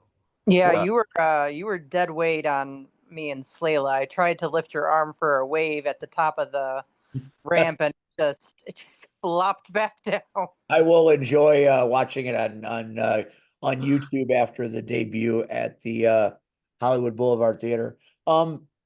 It's coming back to commentary was something that I didn't think I'd be able to do while I was sitting there being attended to by the EMTs. But once they patched me up and they, did all their inspections and protocols, I said, I want to go do commentary for the main event. And they said, well, we can't stop you, but you should take it easy. So, the EMTs that Rocket Pro provides are top-notch medical people. And if I had needed to go to the hospital, they would have said, let's get you there now. So, maybe I got lucky and Shaq didn't hit the concerto flush the way he thought he did because of all the things that were going on around and in the ring. Maybe that was my saving grace. But boy, I'll never forget it. That's for sure. we had the championship match. I was out and conscious and watching. Uh, now it's going to be a street fight in September because there was no resolution because of the undeniable. Hence the asterisk that I have been screaming at the mountaintops. See, Red? Well, I mean, again, I get it. You know, this is the second show in a row where we open with the undeniables for the first 2 or 3 matches. And guess what? They win cleanly. And I've stated it on commentary. The undeniable as individuals are great wrestlers. No doubt. They would not be at Rocket Pro if they could not work. Correct. But for the past 2 months, when we get to the championship, why is it that everybody feels like Michaels is about to lose? We got to run out there. Like, it's unnecessary. Let the man, if he's the man that he says he is, let him win or lose on his own merit. Have him prove it. If he wants to be the longest running champion, do it by your own accord, not by being bailed out weekly. And so for that to happen, and the match is utter dismay, and BOW tells him, you know, like, no, you're not gonna rob me of this moment. So in September at Harvest Havoc, I think it's Fall Brawl. oh, Fall Brawl, that's right. It is going to be a street fight. So I'm interested in that. But more importantly, And is then what there was the happened main. after that. The main. So after that took place, Oh, the quitting. Maximus Orion comes out and he's pissed. And he stated the same thing that we just stated. Why is it that the champ can't do what he needs to do on his own? Yada, yada, yada. I'm sick and tired of this. So he calls Nuke out and he says, the sole owner of the company, I have something to tell you. And he says, here's the briefcase. I quit. Do with it as you want. I quit. And he walks out. And the crowd was shocked. I think we were all shocked because when Maximus came out during that time, you were wondering, was he ready to cash that in? You know, right then and there. You know, he was just balls to the wall. He was going to take his chance, especially after cheating to beat Rion. So nobody expected him to hand over the briefcase. So that was issue 1. But then right behind that to say, I quit. I guess we got a lot to find out in November. September. And then there was the main event. Oh, well, there is. So, first fall happened fucking quick as shit. Rachel, were you there for the main event? I was not. I needed to head out due to standing in heels for too long. Yeah. Well, I'll tell you what, Rachel. Cactus, my love. Yes. Whenever this is put out on YouTube, Watch if it. this match So there, to me, there were two bangers of the night: the Marche versus Paragon, Mhm. which was a match that was a surprise to everybody because Grin, no surprise, his green face bullshit ass didn't show up. And Marche, like Marche could have just taken the count out and fucking went home and had an easy The all peasy day night, challenge. but he issued the challenge and nobody saw this shit coming. Paragon stepped up and they put on a fucking banger. Um, so, but the Freebirds versus Youth Gone Wild, there is nothing that I can say. No way So I much can history. describe it that will do it justice. Um, Again, it's funny because the first fall happens like in the first 30 seconds, and it's not even a fall. It's like a blatant DQ, and it's like, oh shit, okay, really, we just going there, huh? So the traditional tag match was shit canned immediately, and then we went to the fans bring the weapons part of it. Yeah, some of them damn Yeah, weapons there were though. some interesting weapons. Hazel and Lethal actually posed with some of them outside before they were brought in. Yeah, some of them was like, who made this shit? Uh, Like the pool noodle with the little hands. yes, yes. And the funny part is somebody got hit with it, and the little hand went flying. Oh god. I'm like, It oh did. my god. It exploded. Um, But when the home run was the ladder match yeah, the third fall. with the tacks and the Well, door Oh. no, it wasn't just the tax, the doors. You got to tables. you got to bring in the tables, yes. But then you got to bring out the bullwhip, which was part of the second God, that bull went. part. Jesus Christ. The bullwhip was like, Fucking Tom fuck Heisman thought he was that. Indiana Heisman. And then the fucking chainsaw. Never saw that coming. I've never seen that before. I've never seen it either. I mean, I saw it in WWE with Chainsaw Charlie, aka Terry Funk,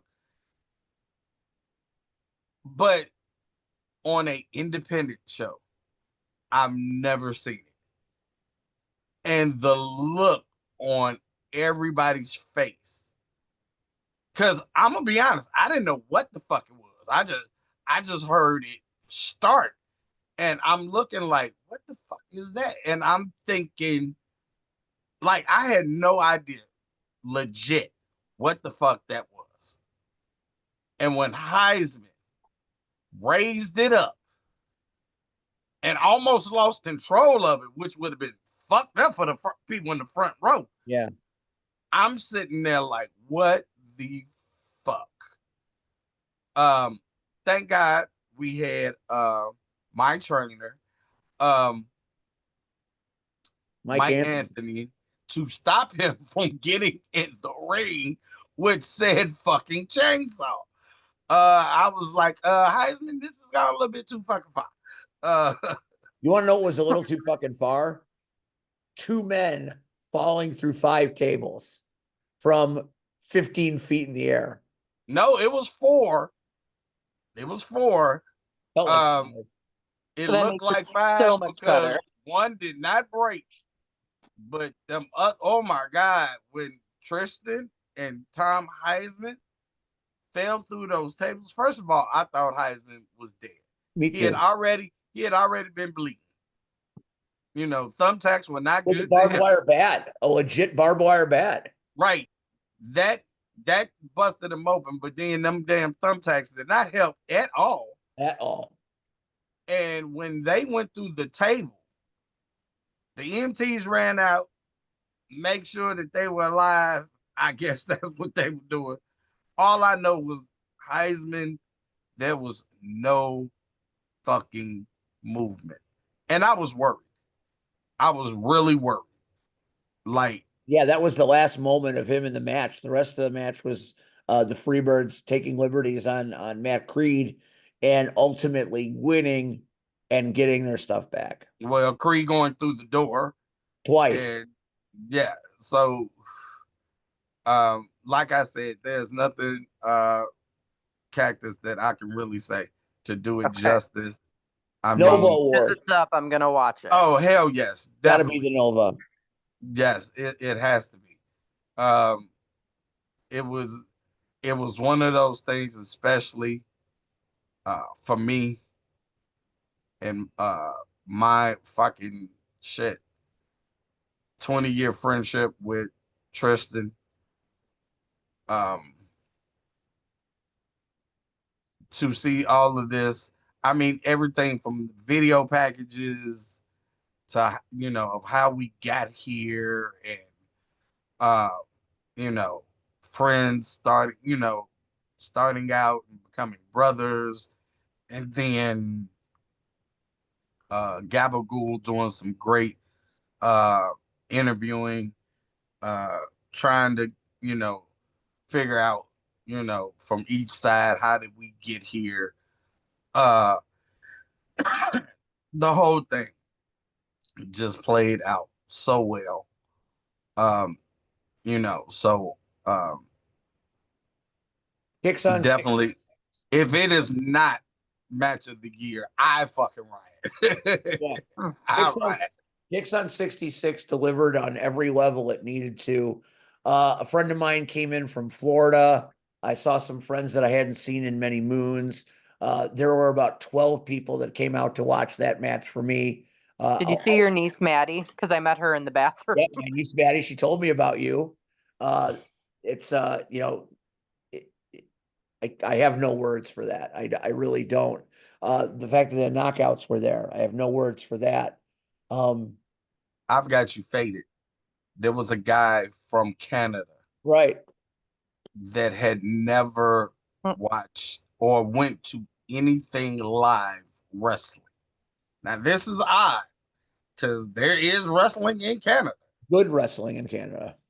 and he had never went to anything. And he was there with a friend, and friend said, "Hey, come with me to this show." The guy said he was blown away from the pre-show to the second intermission. The main event had not happened. And he just kept saying, "Man, what you guys are doing is so incredible. I've never seen anything like it." So, and he wanted to he wanted to meet Skylar. So I made sure before Skylar left that uh I put them face to face. Um that's just the kind of night it was. I mean, If I only went he'd known that Canada Dad was in the building. Dressed as another person. Swink. The Swink was he came and saw the show, which was great. Oh, he was? He was Swink was there? there. That's right. Okay. Our friend Zemuel, or how do Samuel, you Jared Freed, Zemuel was that there. my God was there. Then So my guy was there. There uh, was a bunch of people there. big thanks to Emma for the face paint. She is tremendous and made this old fool look like $1 million. Coming down the entranceway that last time, in the robe, you know, throwing back the hood. It's just one of those moments that I'll play it over and over again in my mind for a long time. And seeing all the knockouts, all of them, Darth Vader, Eurothrash, Cactus, Slayla. There was even a Tragedy Ann. There was even a knockout minor, right? Frank is not a minor anymore. Oh, she's not a Frank is minor in anymore. Pro League now. She was so enthusiastic and great. Shout out to her. But I had to, I took a C Red entrance, You forgot that Barney was there. and Yes, Barney was there. Barney. Nobody can forget Barney. Nobody will forget Barney. Nobody. Good. So I did the C Red entrance where I hugged all the knockouts because Marley Quinn was there. These are the quintessential superstars that hundreds of people come to see in Homewood each and every time they do a bout. And they were there to be a part of this big night. And boy, what a night it was. So thanks to the knockouts. Man called Steve. Again, I for said me, it on commentary. Trust me. for me, the best part of it was having friends and family there, and the knockouts, getting some new fans that followed us to Star Wars. You know, I believe in the knockouts so much that I just think everybody should see them. So I thought this was a great thing. So even though it ended with a concerto, it was still very gratifying, satisfying. And hey, Cactus, did you hear about Jen and Tonic? I did not. She was in a car accident in the hospital. What? Yeah. When? Either late yesterday or early today. So thoughts and prayers go out to Jen, one of the true great people I've ever met. And we hope she's convalescing well. Yeah, I chatted with her a little bit this afternoon. She seems to be in tremendous spirits. So our I best. hope so. I'm stunned. I don't really have Discord notifications anymore, so I gotta get back on that. But we wish her well in her convalescence. Yeah. And she just got a new car too, so that sucks. Yeah. It's those damn Indiana drivers. I'm telling you. Kicks on 66 lived up to everything. Now, I want to wrap this package pretty soon, but Red, tell me a little bit about C3. What about it? I wasn't there. How did Mr. Young? I saw Renee Van Peebles in a sling. What did Mr. Young invoke his will like he said he was going to? Hold on, because he did text me. Oh, Christ. He's gonna make sure that I get all the information. Now I wish I had to ask this question. Well, you shouldn't have had to ask because he did text. He said so in the opening match, Tony Thunder defeated Perfection. After that, so what we I guess they found out was Larkin was attacked earlier by some entity. He believed it was the board. So Miles Mercer had to find a partner, and if he did not find a partner by the count of 10, they would be stripped of the tag team titles. Renee came out and she was willing to offer her services, but she is injured. So none other than D'Angelo Steele stepped up. And then there was a video from Mr. Young telling them that they had no other choice but to defend the titles. And if the ARC involved themselves in any type of way in the main event, they would all be stripped of titles and all be fired. And after that message played, Delirium attacked them from behind. Needless to say, Miles Mercer and D'Angelo Steele defeated Delirium and kept the tag team titles. In a loser leaves C3 match, which was a very good match. You'll be happy to know Classic Alpha defeated Sam Knight. And Sam Knight is no longer part of C3 Wrestler. And Classic Alpha has the big head. In the best of the Midwest Gauntlet, it was Joseph Ira Credit versus Jay Leon versus Kenny Nye and Blake Malloy. Jay Leon won that match all day. I hate to tell you, but it's the man from the 313, Joseph Ivory Credit, got the victory and is That's now Spirit of New York. That's the Spirit number of Detroit, baby. the number one contender in a match that had to be uh, altered. Marcelo Spade, due to family emergency, could not attend, so the Cobra wound up facing Nick Diamond. He's And when undeniable. I say Billy Corgan thinks he's pretty undeniable. they put on a banger, so the Cobra walks away with the victory. And in the main event, uh, it was D'Angelo Steele versus Nameless with the board. Um,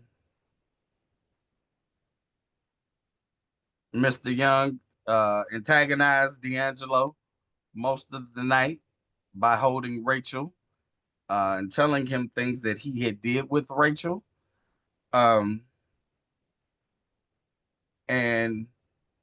then the ring announcer and videographer, Kevin Young, decided to get in the face of the governor and take the medallion.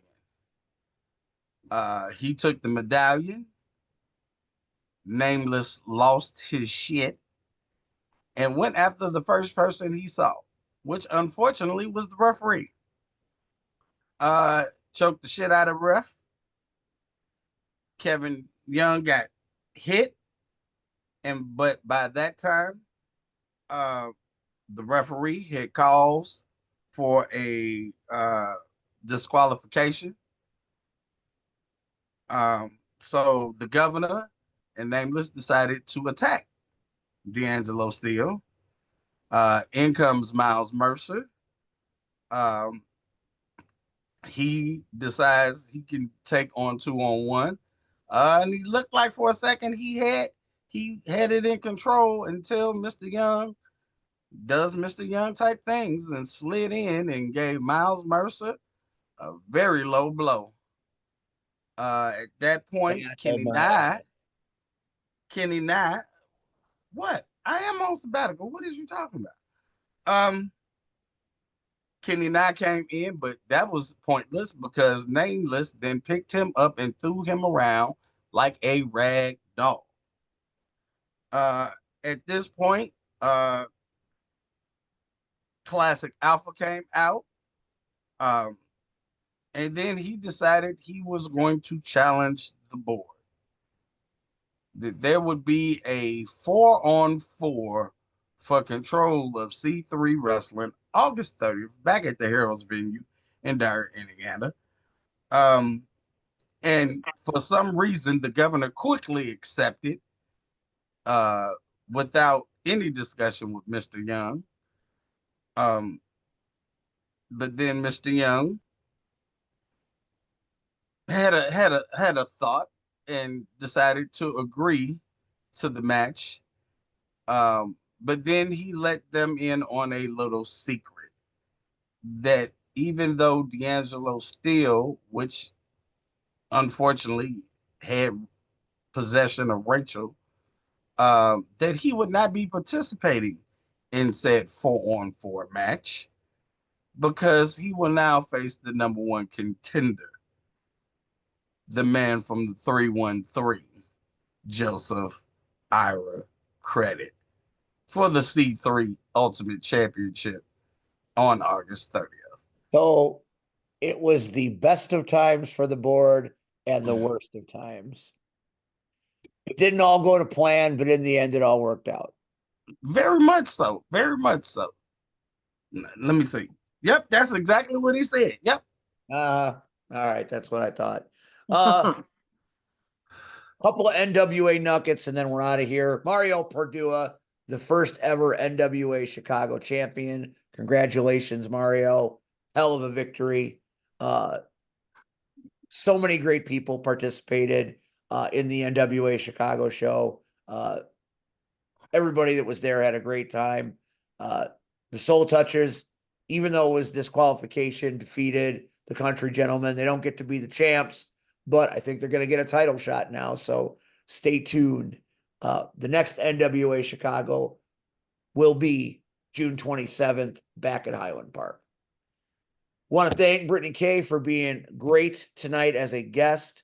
Want to thank C Red and Cactus, obviously, for being great co-hosts. We missed Rion tonight. Rion's off doing Rion things. One final thought. So blessed for all the things that happened this weekend, from NWA Chicago Friday to the knockouts on Sunday.